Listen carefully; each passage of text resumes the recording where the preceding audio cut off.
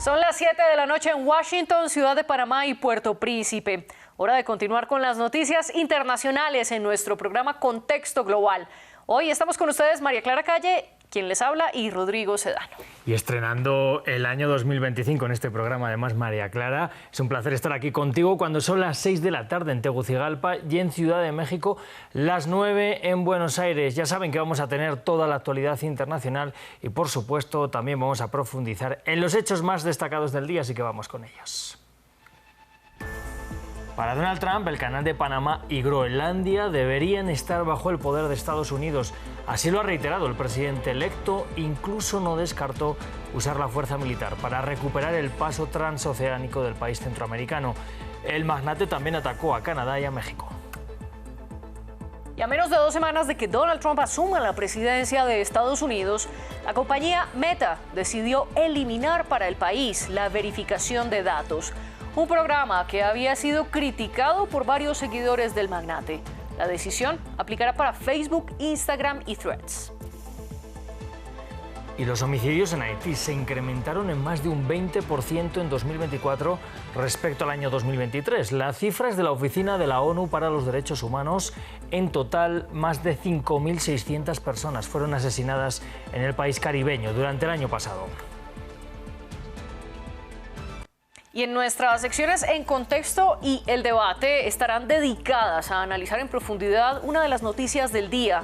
Se trata de la conmemoración de los 10 años del ataque contra la revista satírica francesa Charlie Hebdo.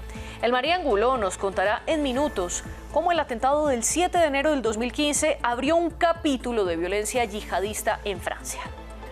Bueno, María Clara, está siendo una de las noticias del día, desde luego, y en el debate también, por supuesto, contigo vamos a hablar de ese tema. También los invitados de María Clara van a discutir qué ha cambiado en estos 10 años desde el ataque en cuanto a la laicidad y también respecto a la libertad de prensa. En unos minutos lo vamos a ver, desde luego. Por ahora ya les dejo con María Clara, que tiene todas las noticias del día. Continuamos.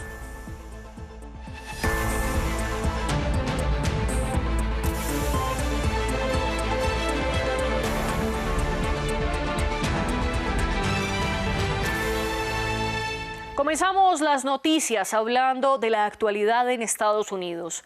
Sin posesionarse todavía, el presidente electo Donald Trump ya está agitando las aguas con declaraciones agresivas en materia de relaciones internacionales. No descartó usar la fuerza militar ni la presión económica para recuperar el control del Canal de Panamá. Sugirió además que sería mejor para Canadá ser un estado más de Estados Unidos e insistió en que Dinamarca debe dejar de lado su derecho legal sobre Groenlandia para cederlo a los estadounidenses. Patricio Peralta nos cuenta más de lo que dijo Trump en su primera conferencia de prensa desde Mar-a-Lago, en Florida. Donald Trump enciende la chispa a nuevas tensiones internacionales. El futuro presidente estadounidense insiste en sus planes expansionistas. Pone en la mira a Panamá, Canadá y Groenlandia y no descarta presiones económicas o militares para conseguirlo. Bueno, necesitamos a Groenlandia por razones de seguridad nacional. La gente ni siquiera sabe si Dinamarca tiene derecho legal sobre ella, pero si lo saben, deberían renunciar a ella porque la necesitamos para la seguridad. Trump ya intentó comprar sin éxito dicho territorio en 2019. Bajo soberanía danesa, su primera ministra dejó en claro que Groenlandia no está a la venta. Desde el punto de vista del gobierno danés, Groenlandia es para su pueblo y su gobernador ya lo ha dicho, no está a la venta. Trump también busca tener el control del Canal de Panamá y cuestionó el manejo que le ha dado el país centroamericano. El canal está siendo operado por China, pero se lo dimos a Panamá. Ellos han abusado de ese regalo. Por cierto, nunca debió haberse dado. El presidente José Raúl Mulino aclaró que el canal es panameño y rechazó las amenazas de Trump. A ello se suma la intención de convertir a Canadá en el Estado 51. Si nos deshacemos de esa línea trazada artificialmente y observamos cómo se ve, también sería mucho mejor para la seguridad nacional. Básicamente protegemos a Canadá. Incluso llamó gobernador al primer ministro canadiense Justin Trudeau, quien dijo que jamás formarán parte de Estados Unidos. Por último, anunció que cambiaría el nombre de Golfo de México a Golfo de América, únicamente porque suena más bonito, señaló Trump. Bajo la mira de Trump, crece la incertidumbre entre los ciudadanos de estos territorios a la espera de su investidura el próximo 20 de enero. Mark Zuckerberg dio un giro de 180 grados. El jefe de Meta decidió acabar con su programa de verificación de datos en Estados Unidos, por lo que no habrá correcciones ni aclaraciones en las plataformas de Facebook, Instagram y Threads. Ya solo dependerá de lo que comenten otros usuarios. Una movida que sería para complacer al presidente electo Donald Trump. Les contamos por qué en el siguiente informe. Próximamente, publicar un mensaje en redes sociales sin que sea comprobado o verificado va a ser mucho más sencillo en Estados Unidos. La empresa Meta, que agrupa a Facebook, Instagram y WhatsApp, pone fin a su programa de verificación de hechos en Estados Unidos. Hace 5 años pronunció un discurso en Georgetown sobre la importancia de proteger la libertad de expresión. Y hoy sigo convencido de ello, pero han pasado muchas cosas en los últimos años. Hemos llegado a un punto en el que hay demasiados errores y demasiada censura. Meta quiere introducir notas de contexto, una especie de moderación colectiva de contenidos, llevada a cabo por usuarios voluntarios y controlada por otros usuarios. Un sistema similar al de X, anteriormente conocido como Twitter. Un cambio radical de tono por parte de Mark Zuckerberg, CEO de Meta, que parece un gesto de buena voluntad hacia Donald Trump, con quien las relaciones se han complicado en los últimos años. Trump fue suspendido de Facebook durante 2 años tras el ataque al Capitolio a principios de 2021.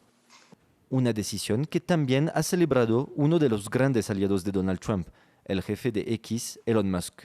Por el contrario, muchas ONGs no ocultan su preocupación. Hemos visto a Meta hacer verdaderos progresos en los últimos años en cuanto a su capacidad para detectar la desinformación. Este repentino giro de 180 grados tan claramente dirigido a ganarse el favor de Trump y su administración es realmente decepcionante y es probable que tenga implicaciones globales realmente negativas. Mark Zuckerberg acaba de nombrar a varias personas cercanas a Donald Trump para puestos claves dentro de su grupo. Ya llegó a Washington el féretro con los restos del expresidente Jimmy Carter. Así continúan los homenajes tras su fallecimiento el pasado 29 de diciembre. El cuerpo del exmandatario estará en la capital estadounidense durante 3 días en medio de las conmemoraciones. Y el jueves 9 de enero será el funeral de Estado. Posteriormente, sus restos serán trasladados hasta su natal Plains para ser enterrados. Nos trasladamos a el Caribe. Los homicidios en Haití aumentaron en más del 20% en 2024 respecto al 2023. Así lo afirmó la Oficina de la ONU para los Derechos Humanos. El incremento ocurrió el mismo año en el que llegaron las fuerzas internacionales lideradas por Kenia, un grupo que se ha quedado pequeño ante el aumento de la violencia de las pandillas en el país, pues ni siquiera han podido lograr los 2.500 militares que esperaban en un inicio. El reporte de la ONU señala que al menos 5.600 personas fueron asesinadas en Haití el año pasado. Al menos 5.600 personas murieron en Haití el año pasado como resultado de la violencia de bandas armadas. Esto representa un aumento de más de 1.000 personas en comparación con el número total de personas asesinadas en 2023.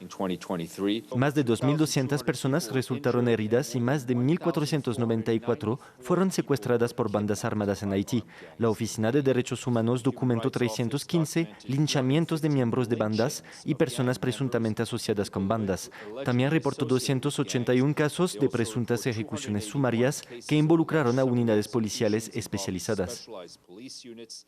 En Centroamérica es noticia que hoy partió desde Honduras una nueva caravana de migrantes. Cerca de 200 personas salieron desde la ciudad de San Pedro Sula, ubicada a unos 120 kilómetros de la frontera con Guatemala. Muchos aspiran a llegar al país vecino para continuar con su camino hacia el norte. En diciembre, el gobierno guatemalteco dijo estar abierto para dialogar con la nueva administración de la Casa Blanca respecto a los migrantes. Pero ni esto, ni el hecho de que Trump haya amenazado con deportaciones masivas, desmotiva a quienes aspiran a llegar a Estados Unidos. Esta es la segunda caravana latinoamericana en lo que va del 2025. Pues obviamente, porque aquí oportunidades de trabajo no hay. Y si sale, ¿quién vive con 100 lempiras? ¿Usted quién se mantiene? Que eso es lo que pagan normalmente en esos comedores al día. 100 lempiras, 150 lo más. Entonces, es la intención de ir a ganar un poquito mejor. Faltan solo 3 días para la juramentación de Nicolás Maduro como el presidente en Venezuela del siguiente periodo. Y la tensión se siente en las calles de Caracas. La oposición no reconoce su reelección y convocó a movilizaciones masivas. El gobierno, por su parte, reforzó la seguridad en la capital y anunció la posible detención del candidato opositor Edmundo González, quien prometió llegar para posesionarse. Les contamos más en el informe de Amal Ben-Othman. Fuerzas de seguridad desplegadas por toda Caracas, órdenes de captura contra el candidato opositor en las calles y una población expectante. En vísperas de la investidura del presidente Nicolás Maduro, con una oposición decidida a frustrar sus planes, Venezuela vive una calma tensa, una situación que deja a algunos ciudadanos en la incertidumbre. Y bueno, no sé, siento que es impredecible lo que va a pasar, no sé si bueno o malo, espero que todo sea para bien, pero no tengo alguna idea clara de lo que pueda pasar. Otros, sin embargo, creen que no ocurrirá nada significativo. Verá que pienso que no va a pasar nada, porque ya como ve aquí ya todo se está reactivando, todos estamos trabajando, lo que se quiere es que todo se reactive, que todos empecemos a trabajar, todo bien. Maduro, en el poder desde la muerte de Hugo Chávez, asumirá este viernes su tercer mandato de 6 años, acusado por la oposición de manipular las elecciones de julio, que el exiliado Edmundo González Urrutia asegura haber ganado contundentemente. María Corina Machado, líder de la derecha y aliada de González Urrutia, llamó a los venezolanos a salir a las calles este 9 de enero para impedir la investidura. Los venezolanos lo sabemos.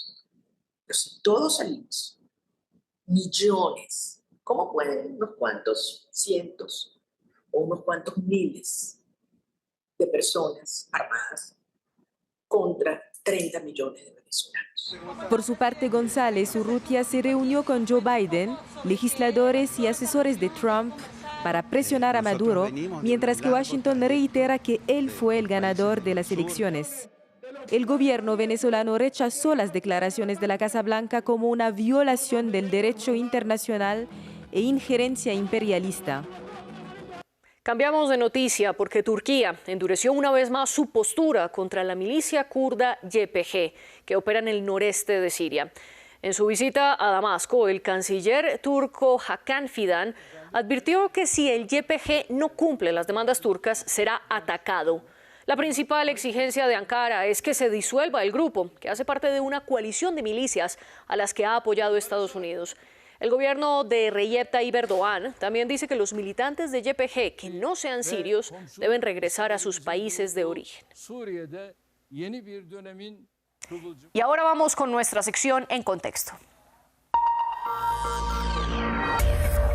Para este espacio le doy la bienvenida al estudio a Elmaría Angulo. Bienvenida aquí una vez más. Una vez más, buenas noches, María Clara. Buenas noches y bueno, comencemos hablando del atentado contra Charlie Hebdo porque justo hoy se cumplen 10 años de este ataque. Pero cuéntenos un poco más del contexto en el que sucedió. Así es, María Clara. Bueno, pues los datos que debemos tener claros para comprender el contexto en el que se dio este atentado son primero que este ataque, que recordemos se produjo el 7 de enero del año 2015 en contra de la revista satírica francesa Charlie Hebdo, fue perpetrado por 2 hermanos llamados Said y Cherif Oukachi, quienes en una secuencia de 1 minuto y 49 segundos dispararon al menos 50 veces tras irrumpir en la sede de este semanario justo un miércoles, antes del desarrollo del comité editorial, en un momento en el que todos los integrantes del equipo se encontraban en la sala de redacción. Ellos entraron protegidos por chalecos antibalas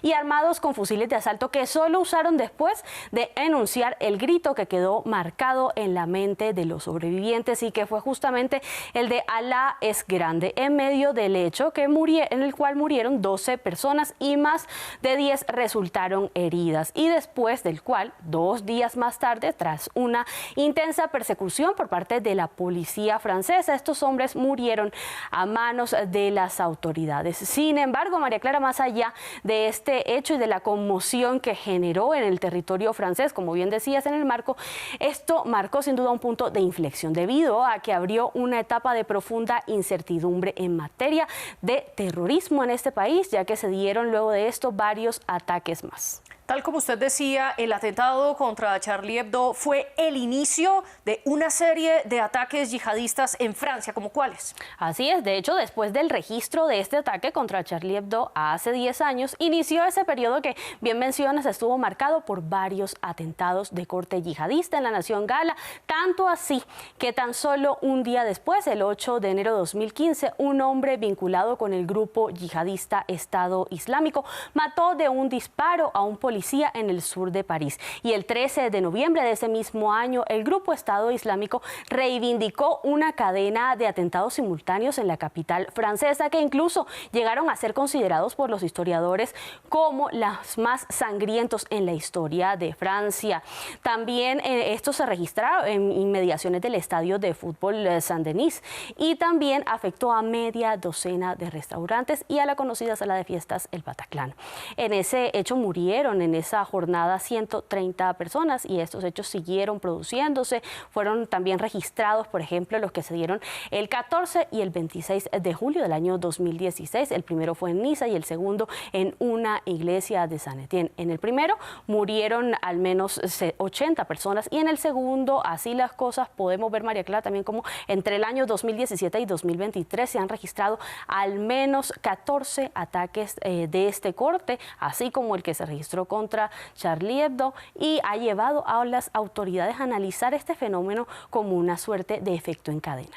Una serie de atentados que las autoridades calculan que solo en Francia han dejado más de 250 muertos en una década, pero no solo se afectó esta parte de la vida civil, sino también de la libertad de expresión. ¿Qué pasó desde entonces? Tal como bien lo dices, con el paso de los años, el análisis de los expertos acerca de la incidencia que tuvo este ataque en la perspectiva global sobre la libertad de expresión ha apuntado a que, en efecto, el atentado contra Charlie Hebdo logró abrir un intenso debate no solo en Francia acerca de las libertades que tienen los medios de comunicación y cómo, si existen o no, o cuál sería esa delgada línea que habría entre la sátira y la llamada islamofobia. De hecho, 10 años después podemos ver que a pesar del impacto que tuvo este ataque en este semanario francés, la revista y el equipo siguen teniendo la misma línea editorial, siguen siendo fieles a la esencia satírica de la publicación que, recordemos, fue fundada en el año 1992 bajo un corte editorial abiertamente de izquierda. Como vemos, María Clara, en esta portada, que es la más reciente de esta publicación